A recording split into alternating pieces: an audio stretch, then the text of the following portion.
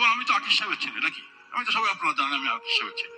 তো ফ্যামিলির একটা সুনাম আছে, আমি নিজেও ডাক্তার ভালো ছাত্র ছিলাম, সবকিছু ঠিক আছে। আমির হামজা আমার সাথে বসলো, দেখেন তো দুইজন যাচ্ছি, এসে উঠছি ফেরিতে। আমির হামজাকে সম্মান করার জন্য কত লোক ব্যস্ত, নিজের মনে হলো আমি একদম গলা টিপে মাথা মেরে ফেলাই। আমি সারা যেমন লেখাপড়া করলাম, ডাক্তার হিসেবে খারাপ ছিলাম না, আমি যেখানে ডাক্তারি করেছি সবাই আমাকে সম্মান করতো, আর আমি যেমন নিয়ে এলে সবাই চিল্লাপাল্লা করতেছে। নিজের পরে এত বিতশ্রদ্ধ লাগলো, কেন যে ডাক্তারি করলাম, কেন ওই কোরআনের আলেম হলাম না।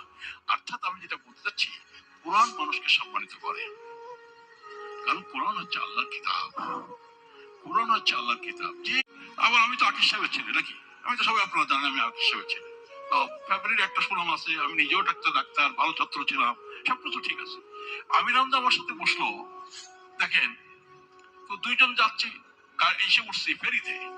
আমির হামজাকে সম্মান করার জন্য কত লোক ব্যস্ত, নিজের মনে হলো আমি একদম গলা টিপে মাথা মেরে ফেলাই। আমি সারা যেমন লেখাপড়া করলাম, ডাক্তার হিসেবে খারাপ ছিলাম না, আমি যেখানে ডাক্তারি করেছি সবাই আমাকে সম্মান করতো, আর আমি যেমন নিয়ে এলে সবাই চিল্লাপাল্লা করতেছে।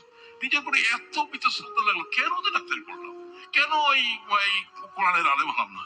অর্থাৎ আমি যেটা বলতে চাচ্ছি, কোরআন মানুষকে সম্মানিত করে, কারণ কোরআন হচ্ছে আল্লাহর কিতাব। কোরআন হচ্ছে আল্লাহর কিতাব। যে